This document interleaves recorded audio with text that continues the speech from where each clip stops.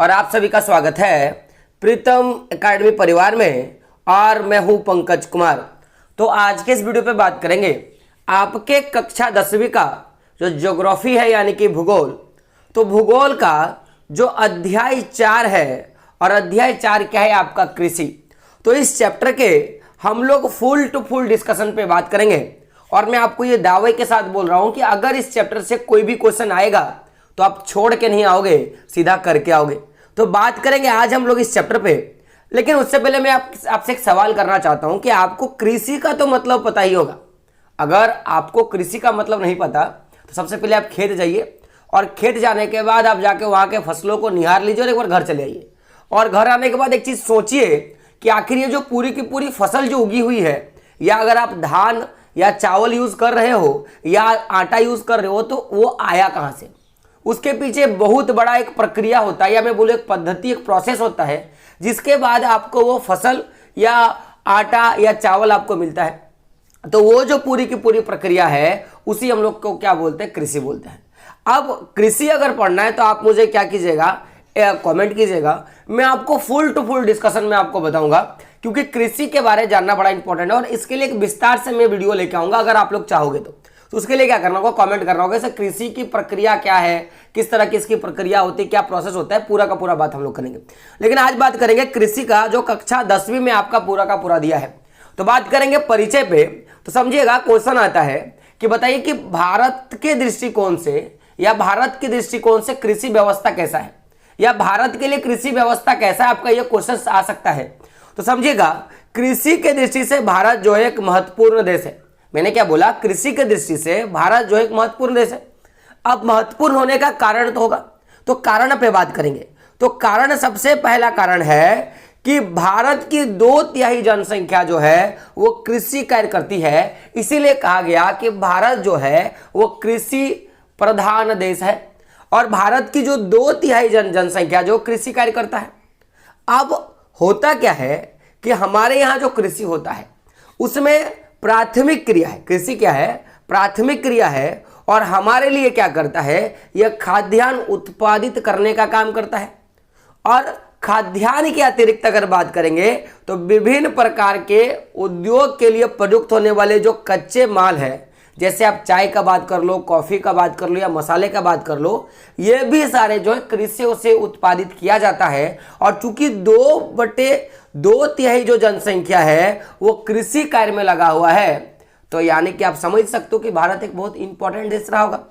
अब यहाँ पे बच्चों का सवाल आता होगा कि सर 2/3 यानी कि 2/3 का मतलब क्या होगा। तो इसका मतलब हुआ कि अगर भारत में 3 लोग हैं ना, तो 3 लोगों में से जो 2 लोग होगा वो कृषि का कार्य करता है। यानी कि मोस्टली केस में जो लोग हैं वो कृषि का कार्य करते हैं।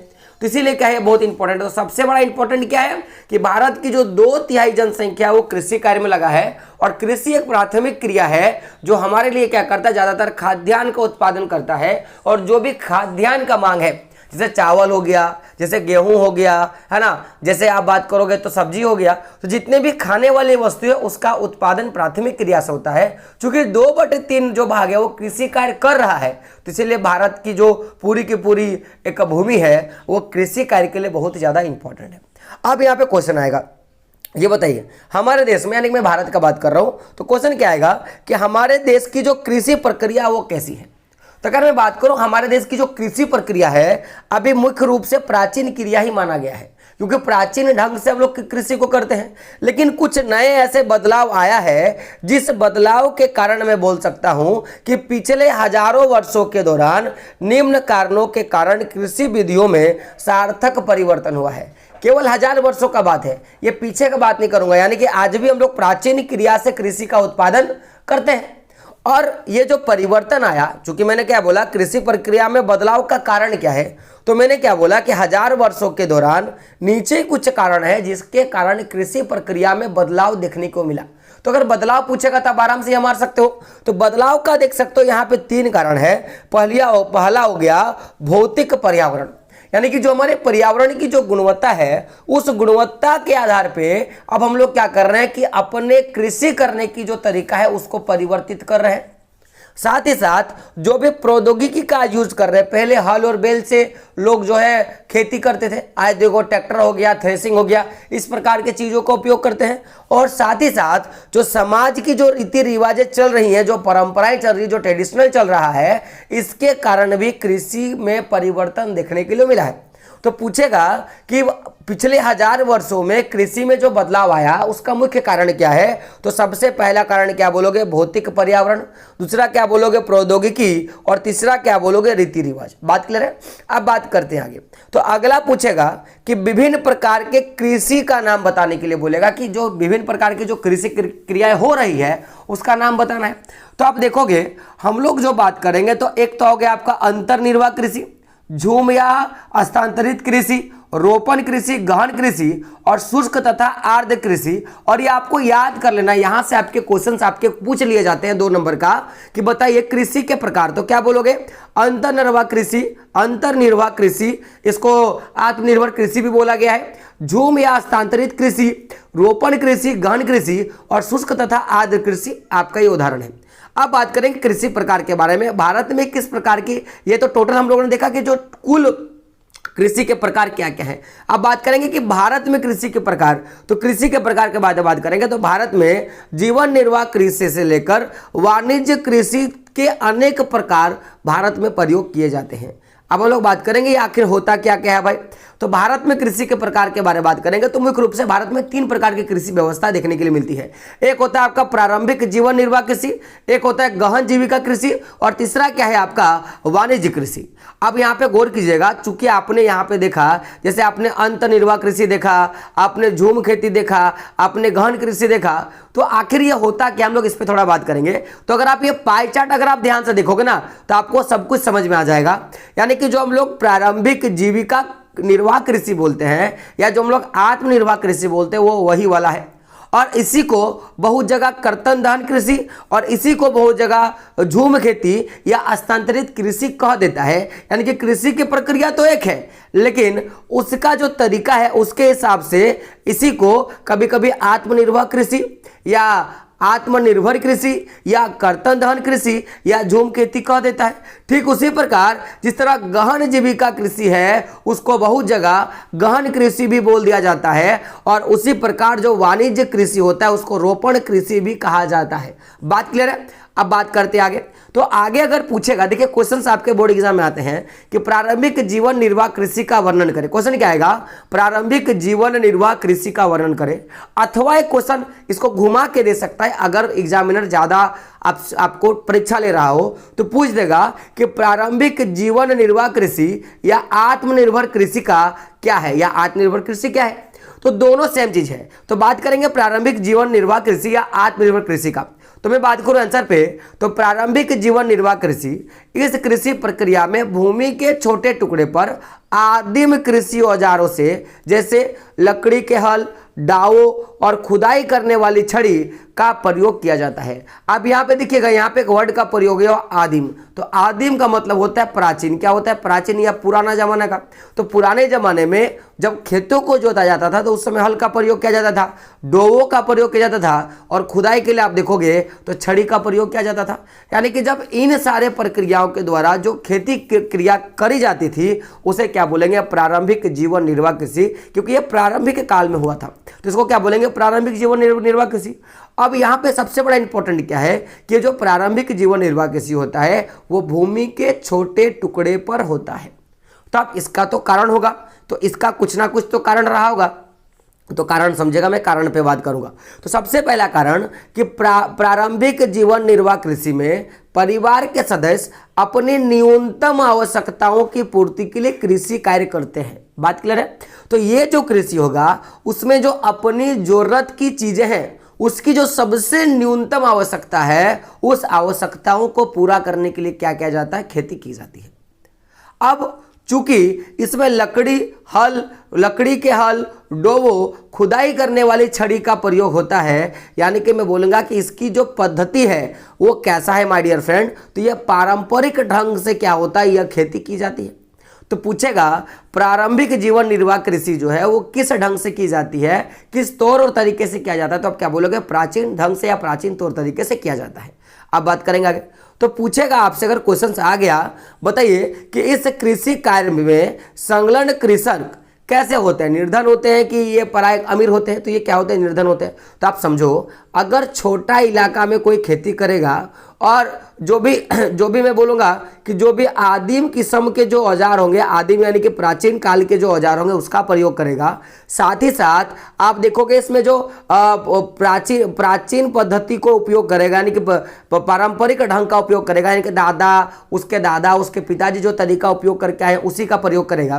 तो जाहिर सी बात है कि जो अगर इस तरह के छोटे होंगे, औजारों का प्रयोग करेंगे प्राचीन काल का और प्राचीन पद्धति को अपनाएंगे, यानी कि जाहिर सी बात है कि इनके पास पैसे नहीं होंगे, ये निर्धन किसान होंगे ना। तो ये कैसे होते हैं, निर्धन किसान होते हैं। अब आप समझो कि चूंकि जब ये निर्धन किसान है तो जाहिर सी बात है कि इस कृषि प्रणाली में जो भी आधुनिक उर्वरक का उपयोग होता होगा या जो भी कीटनाशकों का प्रयोग होता होगा, ये नहीं कर पाते होंगे क्योंकि ये निर्धन है। तो पूछेगा, बताइए प्रारंभिक जीवन निर्वाह कृषि में आधुनिक उर्वरक और कीटनाशकों का प्रयोग किया जाता है? तो आप बोलोगे नहीं। तो मैंने क्या बोला कि इस कृषि प्रणाली में आधुनिक उर्वरक तथा कीटनाशकों का प्रयोग नहीं किया जाता है।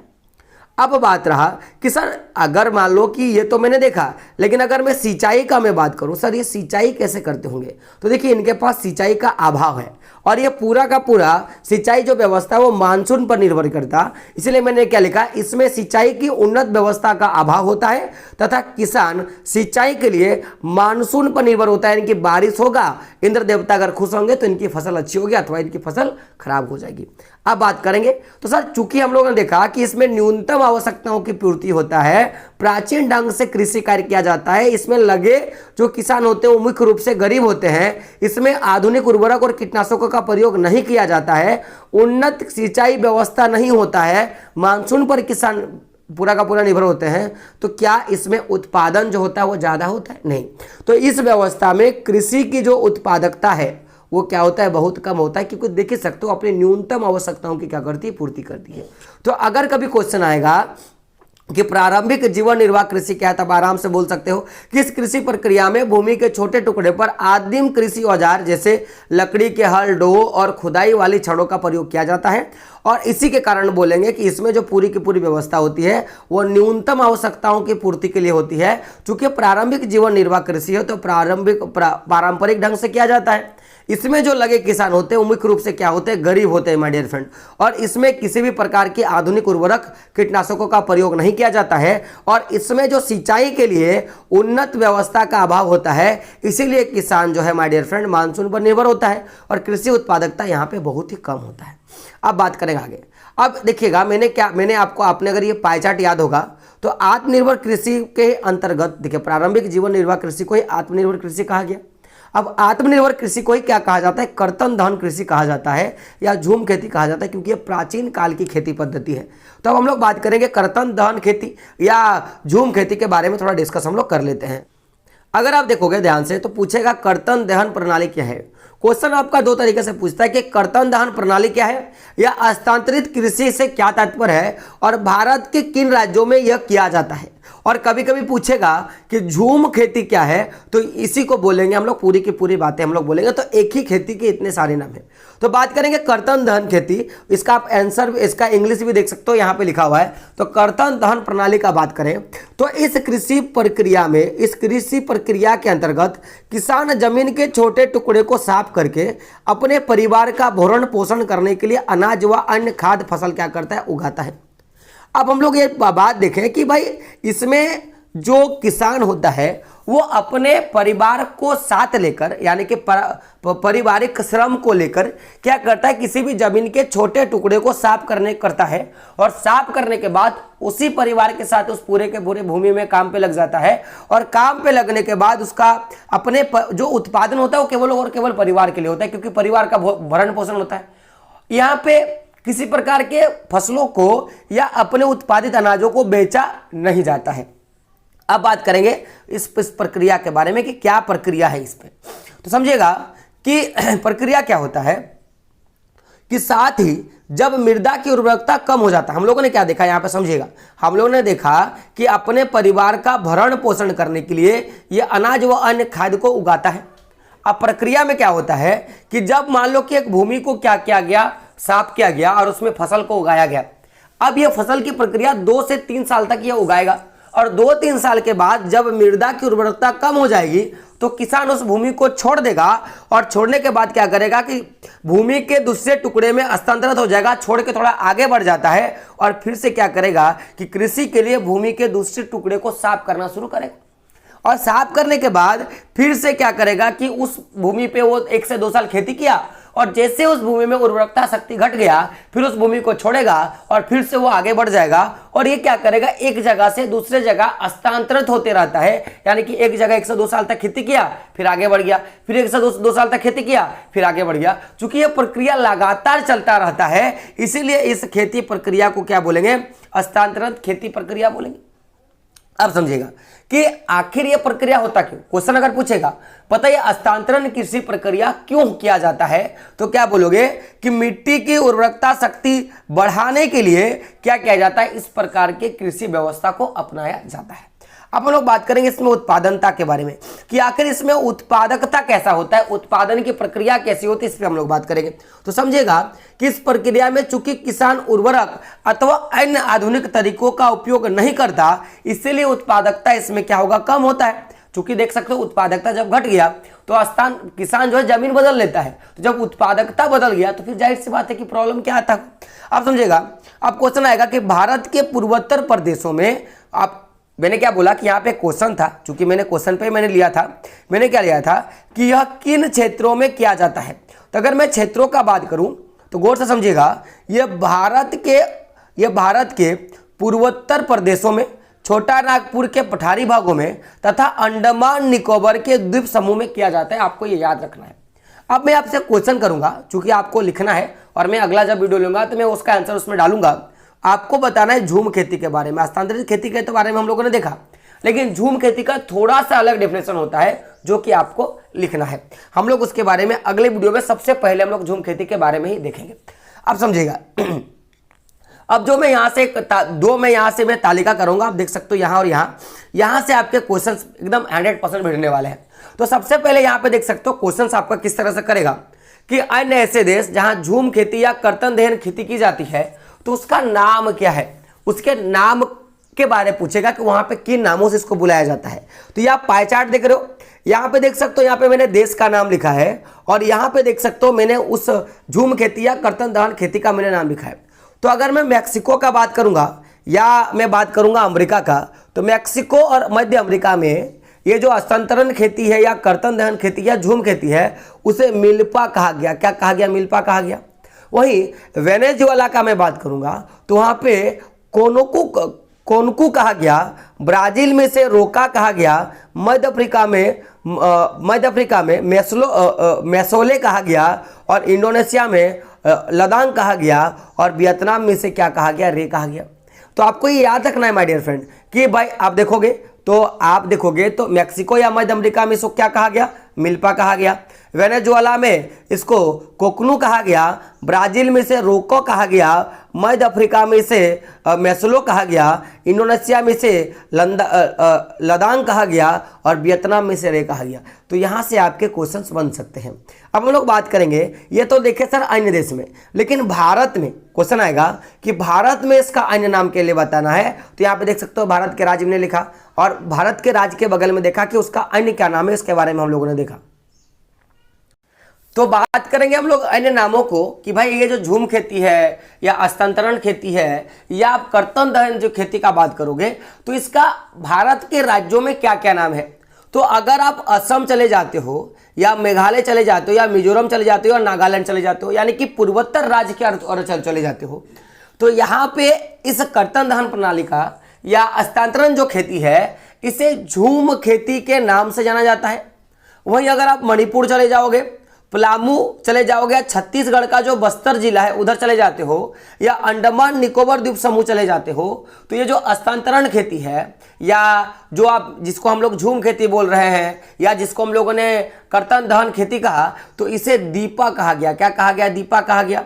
वहीं अगर आप आगे बढ़ोगे, अगर आप आगे बढ़ रहे हो और आप कहाँ चल रहे हो, मध्य प्रदेश की ओर जा रहे हो, तो मध्य प्रदेश में इस खेती को बेबर या दहिया कहा गया। क्या कहा गया, बेबर या दहिया कहा गया।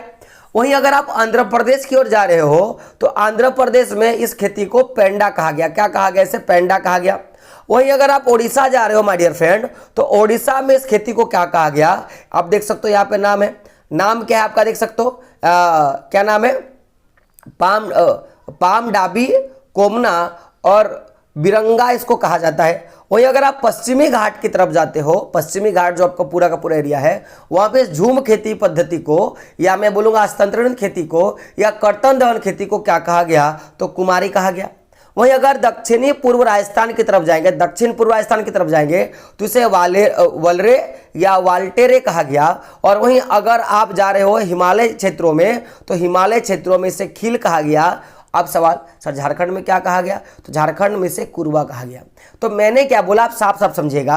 ये जो प्रारंभिक जीवन निर्वाह कृषि है, तो प्रारंभिक जीवन निर्वाह कृषि की एक पद्धति है कि पुराने जमाने के तौर तरीकों को, तो पुराने जमाने के जो तौर तरीके हैं वो कर्तन दहन प्रणाली के अंतर्गत आता है। और कर्तन दहन प्रणाली को ही झूम खेती, उसी को आपका हस्तांतरित खेती, उसी को कुरवा, उसी को कुमारी, यानी कि जितना भी आप लोगों ने यहाँ पे नाम देखा, मिल्पा रे, या आप लोगों ने यहाँ पे जितना नाम देखा, इसी को अलग अलग नाम से अलग अलग क्षेत्रों में जाना जाता है।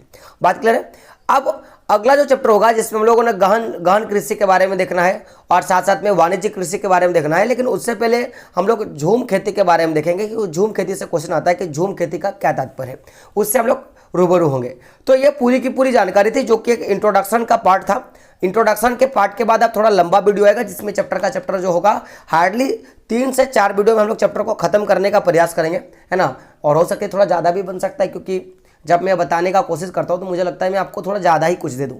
तो साथ ही साथ अभी चैप्टर नया स्टार्ट हुआ है तो वीडियो तो देखना ही है। अगर आप नए हो, आप पहली बार इसमें आए हो और यहाँ से अगर आप चैप्टर देख रहे हो तो क्या करें, पुराने वाले जो वीडियो हैं वो पुराने वाले वीडियो भी एक बार आप जरूर जाके देखें जो प्लेलिस्ट पे पड़ा हुआ है, ठीक है।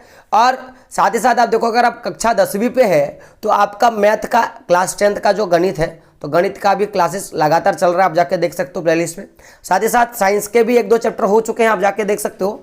और सबसे बड़ा चीज कि आपका हिस्ट्री का आप देखोगे तो चैप्टर 3 अभी रनिंग है। और वहीं अगर मैं बात करूं हिस्ट्री के बाद, जैसे पॉलिटिकल साइंस है तो पॉलिटिकल साइंस का भी चैप्टर 1 खत्म हो गया है। इकोनॉमिक्स देखोगे तो इकोनॉमिक्स का भी जो है आपका चैप्टर 1 खत्म हो गया है। और वही अभी अब ज्योग्राफी का बात किया जाए तो ज्योग्राफी में चैप्टर 4 चल ही रहा है, यानी कि देख सकते हो कितना ज्यादा हम लोगों ने चैप्टर डिस्कशन कर लिया।